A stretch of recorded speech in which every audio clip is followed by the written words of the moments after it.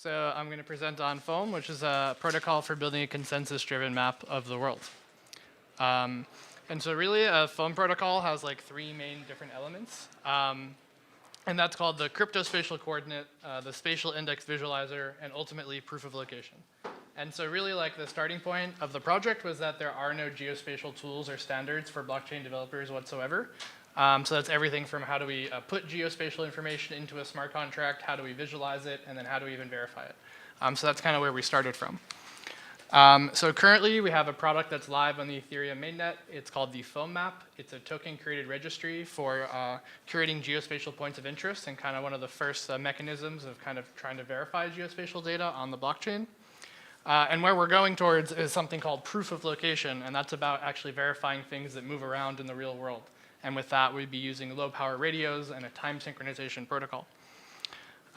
So just back to basics, Foam is about bringing geospatial standards, protocols, and ultimately proof of location to the blockchain. And so where we first started working on this project in about 2017, the first element we actually designed is something called the crypto-spatial coordinate. And so most people think that geolocation is already a solved problem today. But in reality, we have tons of different geo encoding standards. There are things like postal addresses, so it'll say Times Square, Manhattan, New York, latitude, longitude. And there are some like what three words, which is a proprietary solution, which gives 3 words like Rocky Silver Fund, and that will represent a 3x3 square. So they have basically a 3-word key for any place in the entire Earth. So this is for people that don't have postal addresses or they're in the desert or how to kind of do that. But they're selling that solution to people like Trains or Mercedes-Benz, so it doesn't really cut it for blockchain. But we did find this one solution called the Geo hash, which is a really kind of elegant way of kind of making a really long latitude, longitude into a short identifier key. And so what we did is take this open Geo hash standard and come up with a way for any smart contract address to claim a Geo hash, and out of that get a unique identifier, which is a crypto-spatial coordinate. And this is kind of a smart contract making a claim on and off chain to a location. It doesn't say that it's actually there. But what this does is give a standardized way for smart contracts to encode location. So you don't have one using a street address and one using latitude, longitude. Now they're not interoperable. So this is kind of like the first starting point of just kind of bring some sort of standards about location into blockchain. And so what that means is it's kind of the first step of introducing this new spatial dimension where contracts can start to claim addresses.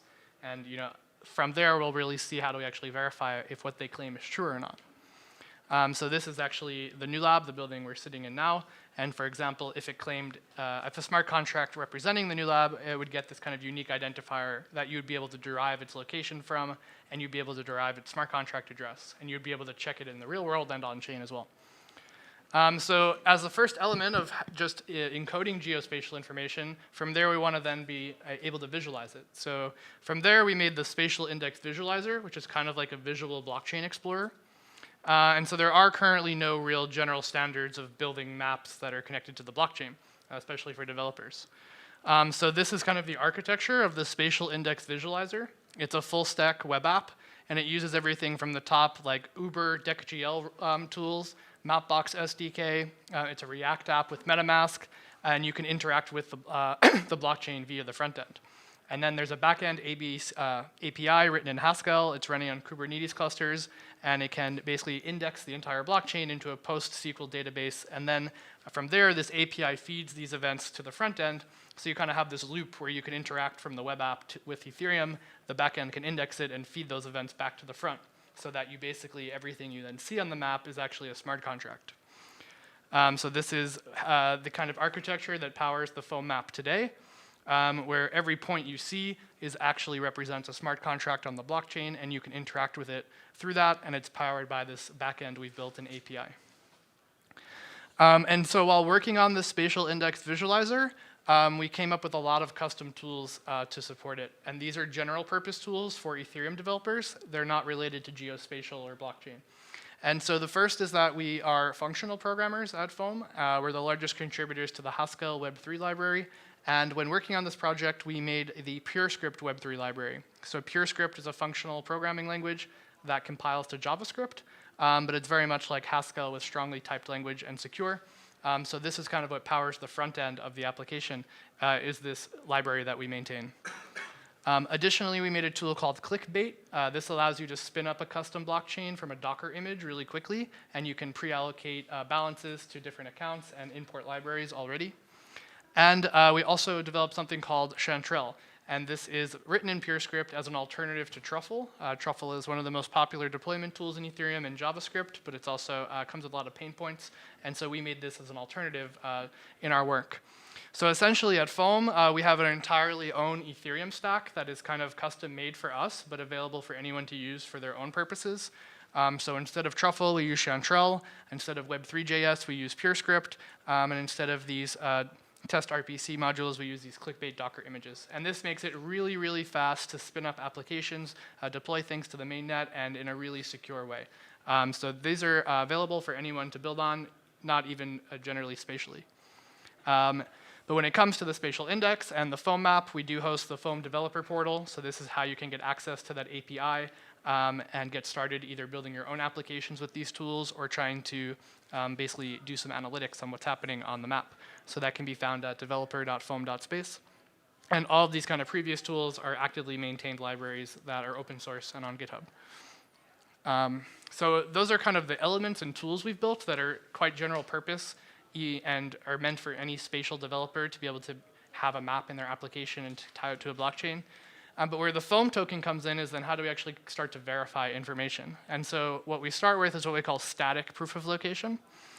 And so when we look at kind of open source mapping today, there's a lot of problems and attacks. So just recently, we see here it says New York was renamed to Jewtropolis in kind of like an anti-Semitic jab. So somebody kind of vandalized OpenStreetMap, and nobody caught it, and it got then basically pushed to Snapchat and City Bikes and StreetEasy, and basically everyone's map that day, instead of New York, it said Jewtropolis. People in Pokemon Go were going into OpenStreetMap and would add a volcano to Brooklyn, and nobody would catch it, and now there's Charizards everywhere in Brooklyn and Charmeleons, but there's also Ubers routing around volcanoes and fake rivers. And so these are people kind of, and even then with like ISP addresses, there was like, because of an error in the US military database, for like every single stolen iPhone in South Africa, it would pinpoint at this guy's house. And so detectives and police would be showing up all the time and like threatening him every day, but it was just that the general ISP assigned the geolocation for that town to his backyard. So there's a lot of problems with kind of validating and verifying, keeping this kind of data up to date already. And if we want to think about a smart contract that will read this data, it definitely should be verified and secure. And so the solution that companies do today is companies like Mapbox and Facebook, they actually protect the map. So you have these open source mappers building out these databases, but then these companies have to run these algorithms and manually check it and pay a lot of people to do it so that they can make sure it's correct, and then they sell it back to companies who want to use it, like Snap Maps, for example. And so that's slightly problematic because you kind of have these gatekeepers of the data, but it's especially problematic for any smart contract that then would have to pay these API fees to these entities that are kind of protecting the map. So what we did is, for the static proof of location, is take this crypto-spatial coordinate primitive and combine it with another in the blockchain space, which is a token curated registry. And that's a way to kind of maintain a list of information and use a token to curate it. And in our case, we want the list to actually be a map of locations. So the list is kind of rendered as a map. And so in a token curated registry, there are candidates, and these are new points that want to be on the map. There are curators, people who actually go through and potentially challenge those. And then there's consumers, which could be a human, but more likely a smart contract, like let's say a game. We're running a scavenger hunt right now where you can win NFTs, and there's a bot in the cloud that will read the map and trigger other smart contract events and issue NFTs as rewards. And so this is kind of a fun graphic someone made in our community, but it shows at the top, when you want to add new locations, you must stake a deposit. That's kind of an anti-spam mechanism. You still own your tokens, but it's kind of backing the truthfulness of your claim. If nobody does anything, it'll be added.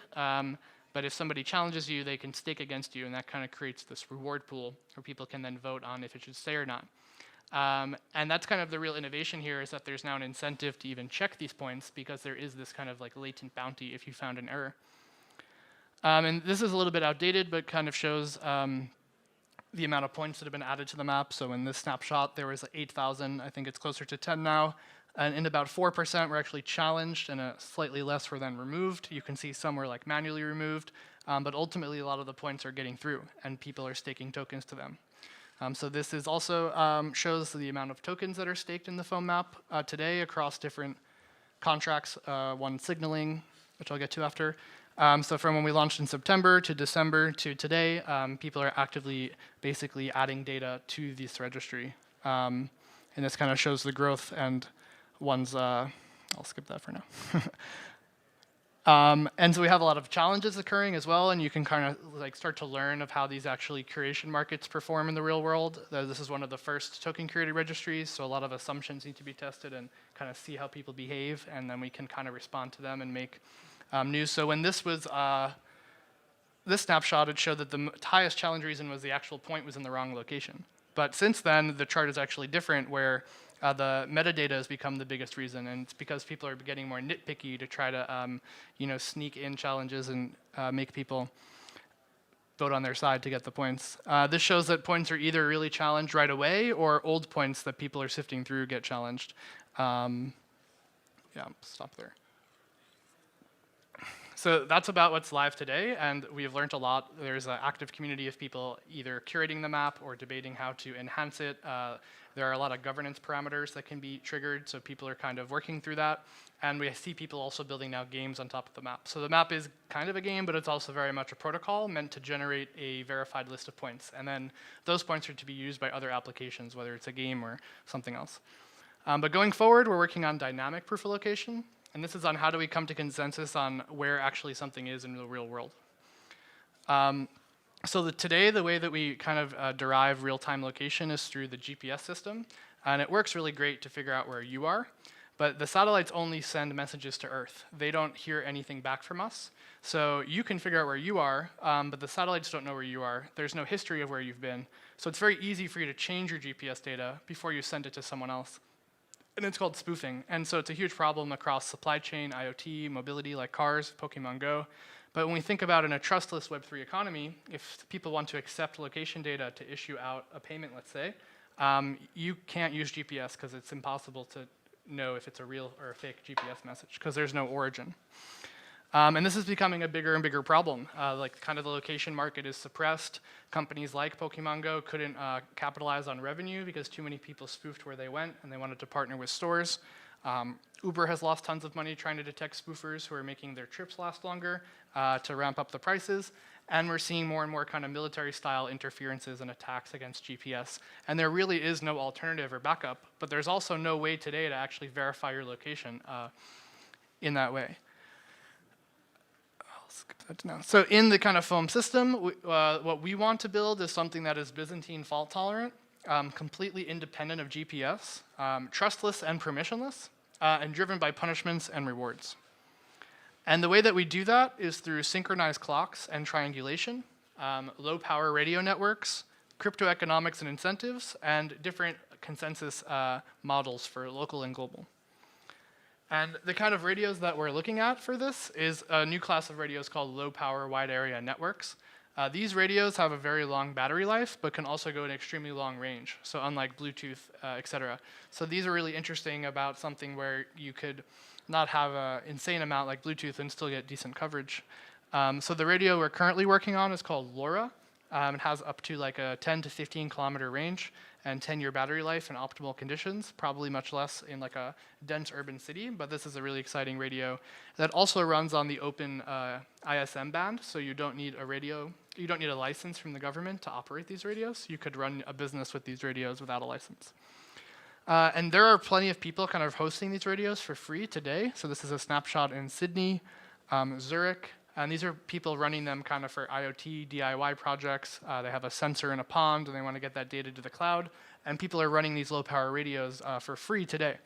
And you look at other projects like Gotenna, which is a consumer hardware device to be able to mesh network without internet, and there's tons and tons of people hosting it. There's not much you can do with it, but this kind of shows that there is an interest and demand from retail or normal people to actually use hardware and participate in mesh networks, kind of validating that there are people wanting to do this.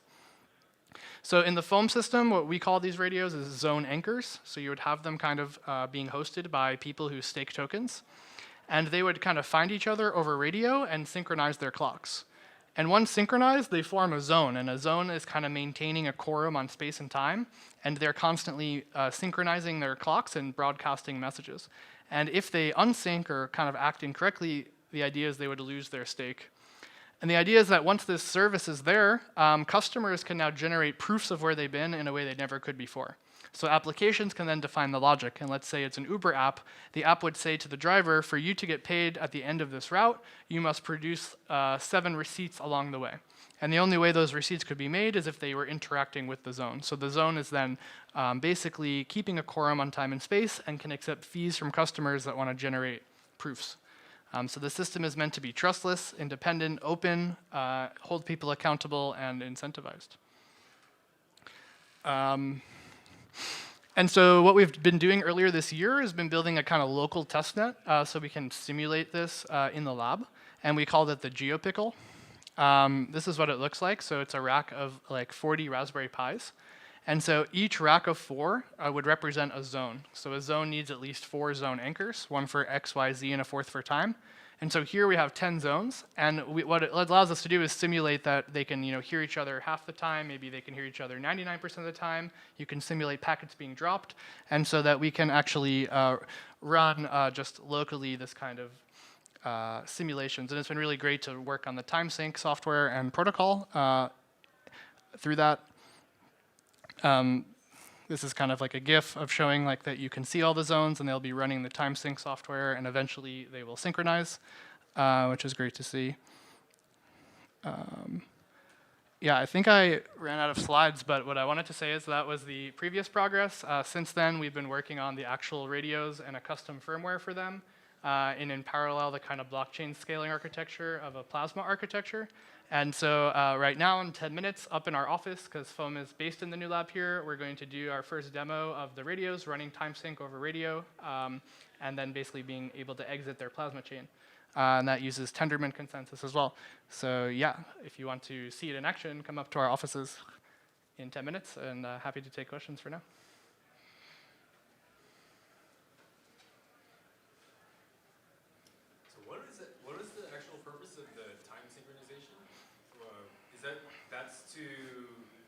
To verify that you were at a certain location. So what is the significance of the time synchronization for? Yeah. So the way that like GPS even works is they all have atomic clocks, and they synchronize their clocks. And if you have synchronized messages and you can receive 4 of them, you can run a time difference of arrival algorithm. So if you know the location of all of them, and then you can basically trilaterate your location based on the difference of arrival. So they all broadcast what time they sent it, and then you see that they came in at slightly different times. And so that's what your phone is doing when it's looking for the GPS messages. It will trilaterate. So that's why you need time synchronization, and why it's really important to have them be fault tolerant, because they have to always stay in sync up to like a nanosecond to make the location part accurate.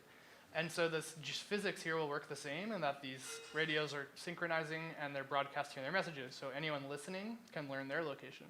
But the new value add here is that you can bi-directional. So you can talk back to the system, and for like a small fee, generate a receipt about yourself. So it's more about humans or machines being able to generate what we call presence claims of where they've been by this kind of network of infrastructure being available.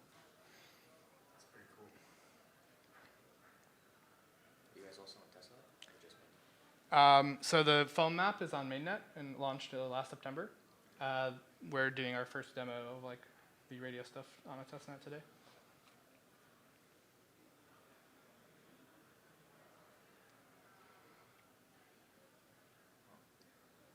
Any other questions?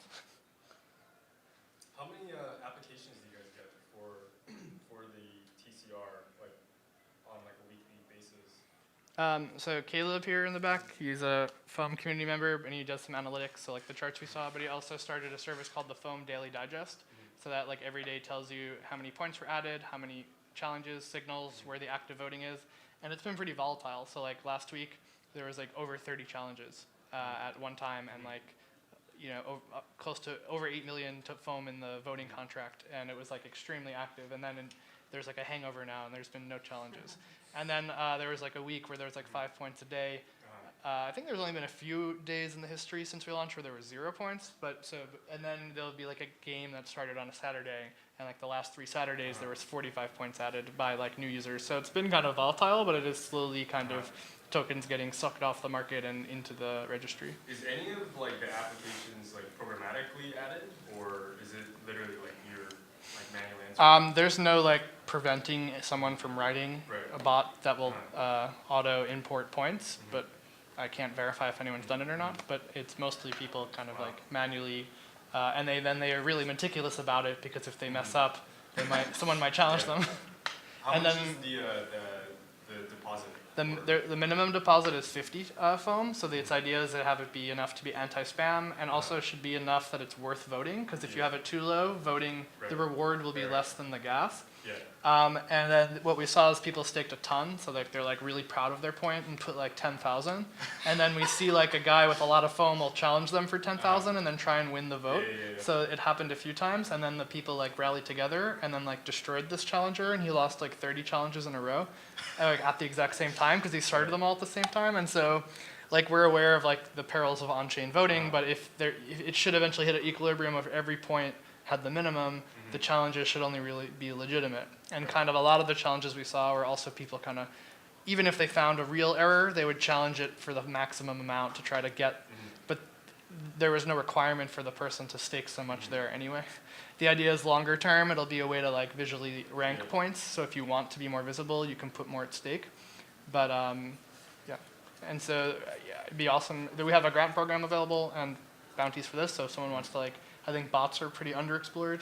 The NFT game that's running right now uses an Azure bot in the cloud to listen to the API and trigger the minting of NFTs. So it's definitely possible to make a bot that will like take someone other database that's open source and like manually have it add points or something. Have you guys seen a lot of like proposals for governance changes? Parameters? It's kind of been like that. You had to really see how it even works over some time. And so now that that's started to happen and there's been some controversies, those conversations have just started, and some community members have stepped up to like organize the calls and discussions. Is it really expensive to change a governance parameter? No, it's the same as voting. It's a gas, basically. So there's like 7 parameters that currently can be changed. What would be expensive is to rewrite all brand new smart contracts, pay an auditor, and then launch that. But that's all. We also have an upgrade path, so it's possible, one, to like kind of target behavior off of KPIs by like, if there's too many challenges, make the challenge period last a month so there's enough time for people to vote. If foam goes up in value too much, lower the minimum deposit, things like that.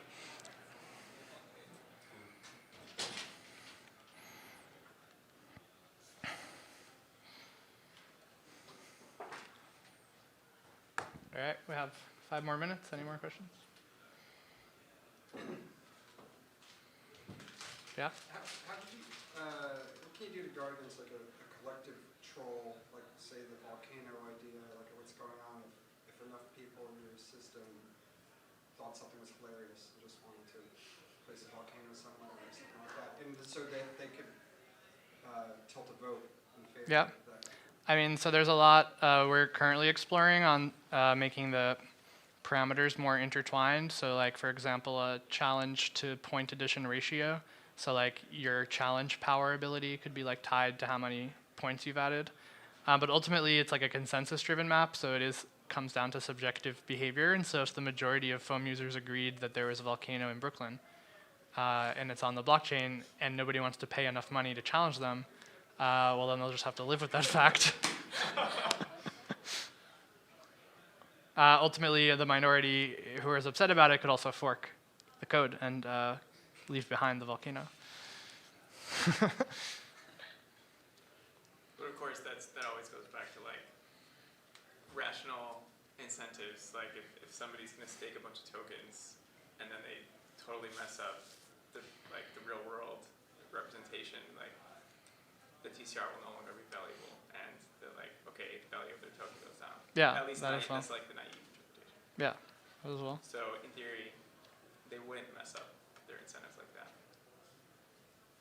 Yeah, well, we've definitely seen people like stress test and poke. We've had like 3 times now, like like a rogue challenger come in and then get burnt out and quit the community because like they ultimately like got defeated. What do you guys use on the back end? So like how do you like?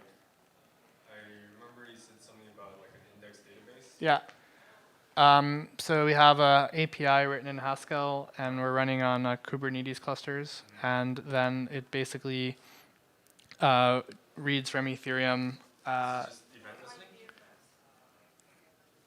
And IPFS? Yeah, the metadata is on IPFS, but then it has this backend database and indexer, and it goes into a PostSQL GIS database or whatever, spatially query database, and then it can just send WebSockets back to the front end.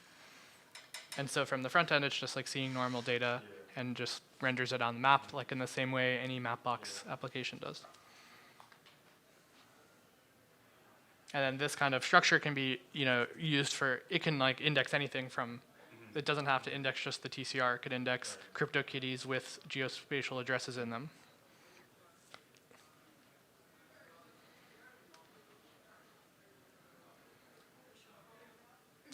Yeah, I think we're going to go do a demo now in our office. So thanks everyone for stopping by.